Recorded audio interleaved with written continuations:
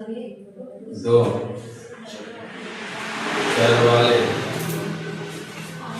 रैखिक समीकरण।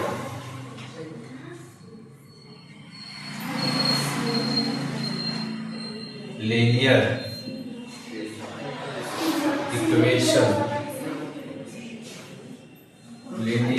Equation of two variable. बेटा चर को इंग्लिश में बोलते हैं वेरिएबल। इंग्लिश में क्या बोलते हैं? वेरिएबल। अब इसका अपोजिट क्या होगा? अचर। इसका अपोजिट क्या होगा? अचर। चर का उल्टा अचर होता है। इसको बोलते हैं कांस्टेंट। क्या बोलते हैं? कांस्टेंट बोलते हैं। चर और अचर। चर जैसे मान लीजिए x plus y x plus 2 equal to 0। यहाँ पे x की वैल्यू क्या है नहीं पता, x की वैल्यू नहीं मालूम है। अब यहाँ से पता लगाएं x बराबर -2। अब x की वैल्यू क्या आ गई? -2 आ गई। मतलब पता नहीं था, हमने पता किया। मतलब फिर जैसे x प्लस 1 इक्वल टू 0, यहाँ x की वैल्यू क्या आ गई? -1 आ गई। सेम ही x था बट वैल्यू इसकी जो थी अलग अलग आई। यहाँ पे -2 आई, यहाँ पे -1 आया। मतलब x का मान क्या हो रहा है? चेंज हो रहा है। x का मान क्या हो रहा है? चेंज हो रहा है। अगर यहाँ पे हम कह रहे हैं आपका 2 बराबर क्या 3 हो सकता है? 2 इक्वल टू 3 हो सकता है बेटा? कभी नहीं, पॉसिबल ही नहीं है। क्या नहीं है? ये पॉसिबल नहीं है। क्या x बराबर 3 हो सकता है? हो सकता है। क्या x बराबर 2 हो सकता है? कि वैल्यू क्या हो रही है? चेंज हो रही है। क्या हो रही है? चेंज। तो x y z जो आपके हैं चर राशि। कौन सी राशि है ये? चर राशि। जिसकी वैल्यू, जिसका मान बदलता रहता हो, जिसका मान बदलता रहता हो, वो क्या है? आपका चर राशि है। या ऐसे कह सकते हो जो वह संख्या जो डिफाइन ना हो, परिभाषित ना हो कि कितना है ये, उन संख्याओं को क्या बोलते हैं? चर संख्या बोलते हैं। ठीक है, अनडिफाइंड संख्या है, इसकी वैल्यू पता नहीं है कितना होगा, बदलता रहेगा। कहीं x की वैल्यू 2 आता है, कहीं 3 आएगा, कहीं 4 आएगा, कहीं 5 आएगा, कहीं -1 आएगा, कहीं 2 आएगा। ऐसे मान को हम क्या बोलते हैं? आपका चर राशि बोलते हैं। और अचर क्या होते हैं? वह मान जिसका फिक्स हो, बदले ना। जैसे 2 बराबर 3 नहीं हो सकता, 2 की वैल्यू 2 ही होती है, 3 की वैल्यू 3 होती है। कहने का सेंस क्या है? जो हमारी संख्याएं हैं, वो संख्याएं हमारे क्या है? कांस्टेंट है। और जो हमारे लेटर्स है वो हमारे क्या है? चर राशि का वेरिएबल्स है। जो संख्याएं हमारा है वो क्या है? अचर है। और जो हमारे अक्षर है वो हमारे क्या है? चर है। चर मतलब चलने वाला, मतलब बदलने वाला। अचर मतलब ना चलने वाला, फिक्स रहे वो। क्या रहे? फिक्स। जैसे हमारी पृथ्वी सूर्य से दूरी क्या है? अचर है, फिक्स है। दूरी हमारी क्या है? पृथ्वी और सूर्य की बीच की फिक्स है, अचर है, वेरिएबल नहीं है।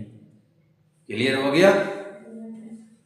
और जैसे हमारी दूरी, जैसे आप बैठे हुए हो, क्या ये फिक्स है? नहीं, कभी इधर कभी उधर, कभी इधर कभी इधर। ठीक है, मतलब क्या है? ये वेरिएबल्स है। आपका बैठना क्लास में क्या होता है? डेली वेरिएबल्स होते हैं वो। ठीक है ना, चेंजेबल होते हैं। लेकिन ये मकान क्या है? फिक्स है, अचर है। ये मकान क्या है? अचर है, फिक्स। ये नहीं बदलेगा। कल भी आओगे तो यही मिलेगा, बट कल आप आओगे तो वहां पे शायद ना बैठो, अपनी जगह को बदल दो। ठीक है, मतलब क्या हो? आप अचर हो, आपका सीट क्या है? अचर है। लेकिन ये मकान क्या है? चर है। चर अचर क्लियर हो गया? ओके, अब हम बात करते हैं 2 चर। हम 2 अक्षर ले लें। कितने अक्षर ले लें? 2 ले लें। हमने पहला ले लिया आपका ax। मान लीजिए ए क्या है? देखो ए भी तो अक्षर है, बट ए को हमने क्या माना है? कोई कांस्टेंट वैल्यू हमारी है ax plus by equal to c या मत इक्वल करो, प्लस c कर दो, इक्वल टू मत करो, रहने दो इस तरह, मत करो। तो अब क्या हो गया ये बहुपद। अब स्टार्टिंग में याद रखो हमने क्या पढ़ा था, बहुपद पढ़ा था, x² + 2x + 3, याद आ रहा है? क्या पढ़ा था हम लोगों ने? बहुपद पढ़ा था। और कितने घाती बहुपद था ये? एक घाती बहुपद, सॉरी 2 है ना, तो 2 घाती बहुपद। कितना घाती बहुपद? 2 घाती बहुपद। और कितने पद है इसमें? 1 2 3, तो 3 पदी द्विघात बहुपद है ये, 3 पदी द्विघात बहुपद। अब इसी में हमने इक्वेट 0 कर दिया, मतलब अब यहाँ पे x का बहुपद में मान नहीं निकाल सकते हम लोग। जब बहुपद का मान सर्टेन निकलेगा, निश्चित मान x का नहीं निकल सकता। कैसे निकालोगे? हमारे पास 2 साइड है ही नहीं। मान निकालने की क्या चाहिए? 2 साइड चाहिए, 2 पक्ष चाहिए। तो हमने एक पक्ष में क्या कर दिया? 0 कर दिया, बराबर 0। यही द्विघात समीकरण, सॉरी यही द्विघात बहुपद अब क्या बन गया? बराबर 0 करने से समीकरण बन गया। क्या बना बेटा? समीकरण बन गया। अभी कौन सा समीकरण? द्विघात समीकरण बना। कौन समीकरण बेटा? द्विघात समीकरण। अब यहीं पर इसमें आपका कितने चर है? 1 2, ठीक है, 2 चर घाती, सॉरी 2 चर राशि बहुपद है। कौन सा बहुपद है ये? 2 चर राशि बहुपद है। क्लियर हुआ? कितने चर राशि है इसमें? 2 चर राशि है, एक x है और दूसरा y है। नींद नहीं पूरी हुई आप लोगों की ना? मुंह धो लिया करो, दौड़ का कूद लिया करो ना छत पे जाके, ठीक है? मूड फ्रेश करो ना। ओके, फिर से हम आते हैं। किसमें कितने चर राशि है? 2 चर राशि है। बराबर 0 नहीं किया तो बहुपद है ये, 2 चर राशि बहुपद है। अब इसमें हमने क्या कर दिया? 0। क्या कर दिया बेटा? 0। अब ये क्या हो गए?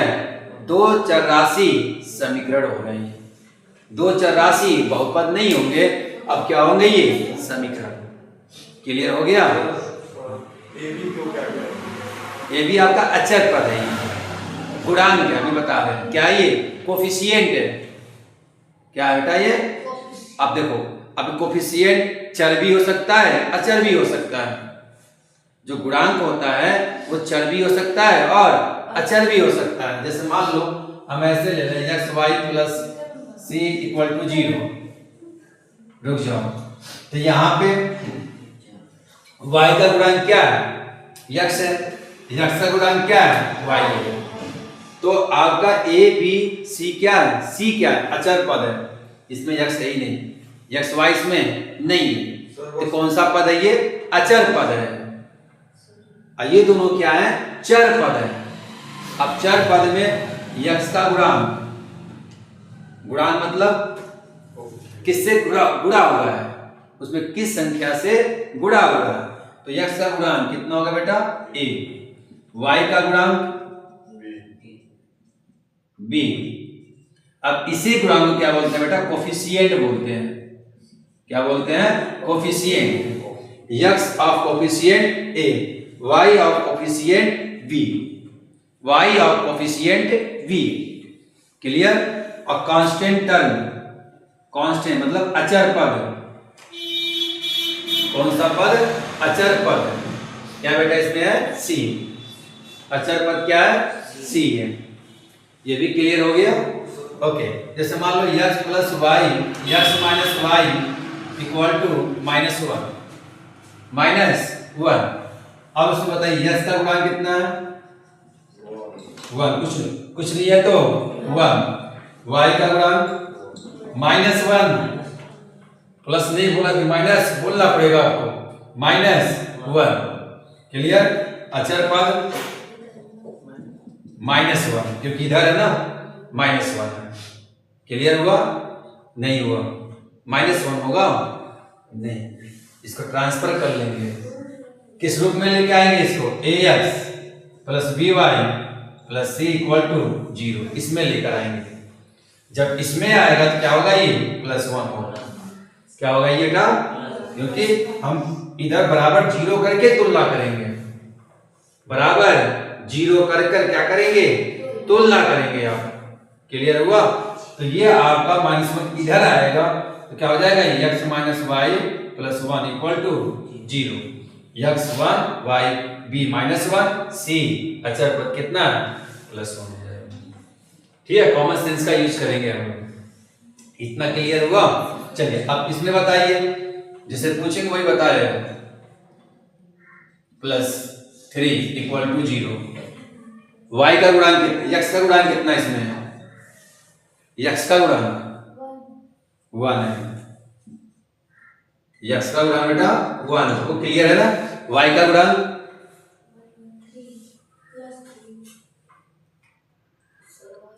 तो y कहाँ है? वही तो मैं पूछ रहा हूँ, y का गुणांक कितना है। हमसे उससे क्या मतलब, हो या ना हो, 0 है। मतलब जिसमें y पद है ही नहीं, y पद इसमें नहीं है, उसकी वैल्यू क्या हो गई, 0। जैसे आकाश नहीं आया, क्या सीखा, 0 सीखा, मतलब कुछ नहीं सीखा ना भाई, आया ही नहीं, प्रेजेंट ही नहीं है, तो पाएगा कहाँ से। क्लियर हो गया? जो पद ना हो उस पद के जिक्र किया जाए तो 0 होगा, जो पद ना हो उस पद के जिक्र किया जाए उसकी वैल्यू कितनी होगी, 0। क्योंकि मैथ में कुछ नहीं होता है, कुछ नहीं का मतलब क्या होता है, 0 होता है। ये क्लियरिटी मिला। आपका ax + by + c equal to 0।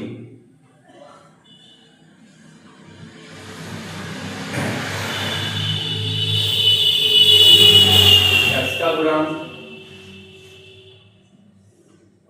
कितना है बेटा, a, y का गुणांक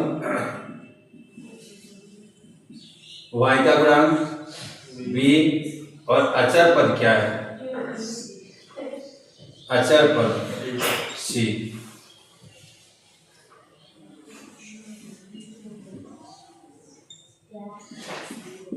क्या नोटबुक की कीमत, अब क्लियर हो गया।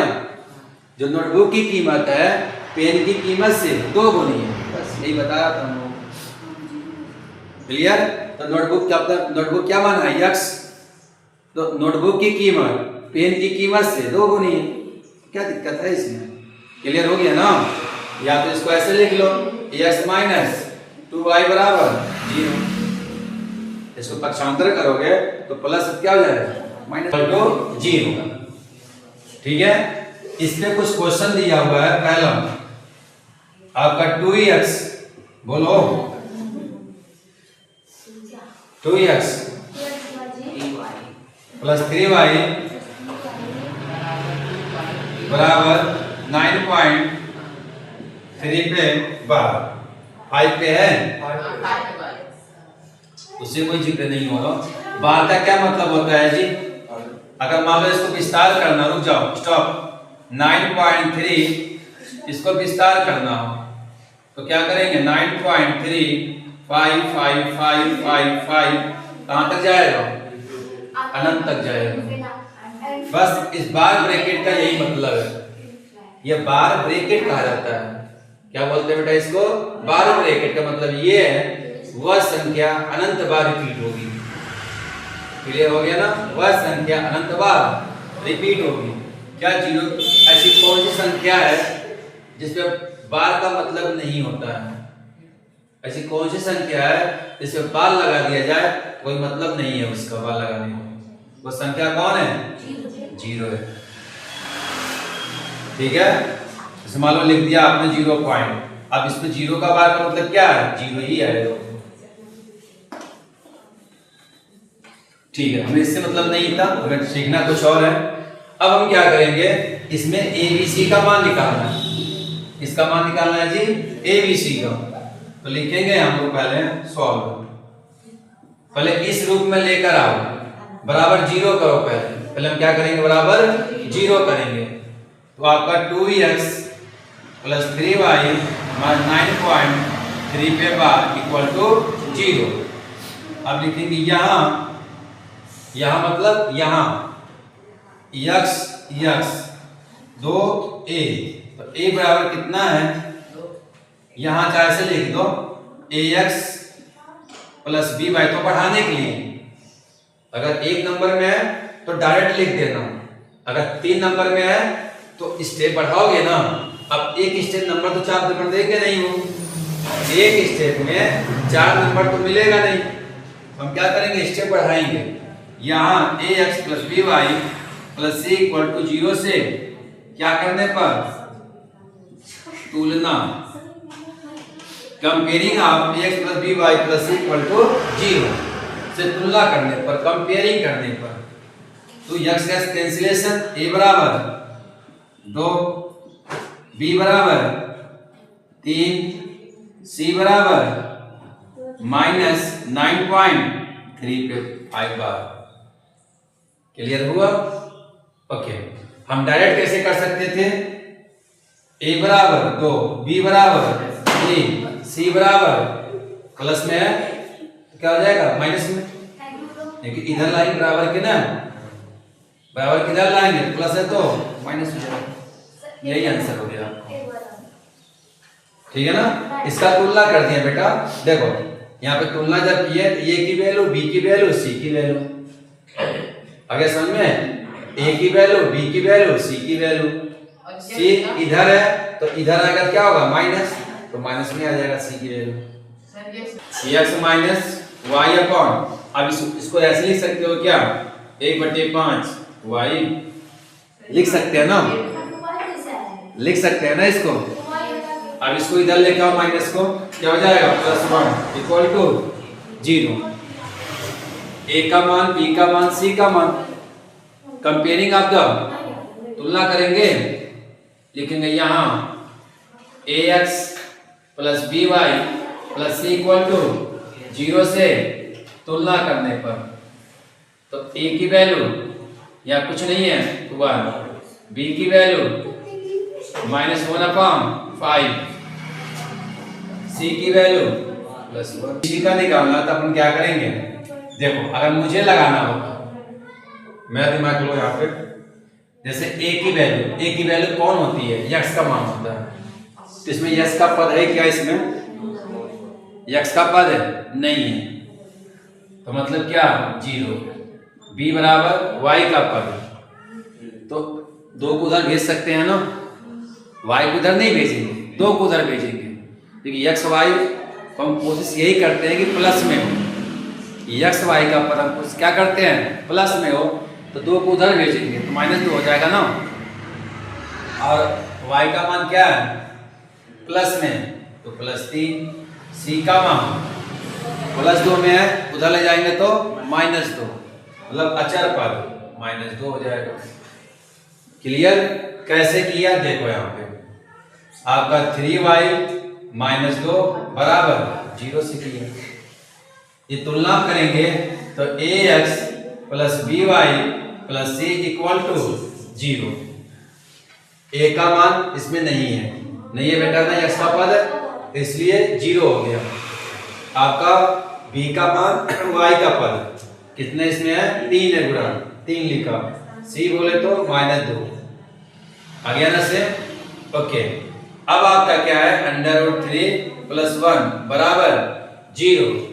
ओके, अब इसमें हम तुलना करेंगे। अब देखो मैं अपने हिसाब से करता हूँ, a की वैल्यू क्या होती है साक्षी, a की वैल्यू x का पद है, तो x का पद इसमें है ही नहीं तो 0, b का मान y का पद होता है, इसमें y पद है ही नहीं, y का पद है नहीं है, तो ये भी क्या होगा 0 हो जाएगा। c बिना x y का कौन है √3 + 1 दोनों है, ठीक है। ये क्या थे, केवल अचर पद था, ये केवल क्या था अचर। उसे कोई doubt, ax plus by plus c बराबर 0 से तुलना करने पर, ठीक है ना। इसमें x y पद था ही नहीं, c का पद था केवल, कर लीजिए। क्लियर है? क्वेश्चन दे दें आपको। ओके, और बिल्कुल चलिए क्वेश्चन ले लो। 1 + y बराबर 0 √3 3x 3y minus 1 equal to 0। आपका y माइनस 1/3 इक्वल टू 0। आपका x plus 3y plus whole upon 3 बराबर 1। हमको लगता है ये प्रॉब्लम करेगा आप लोग को चौथा अलग अलग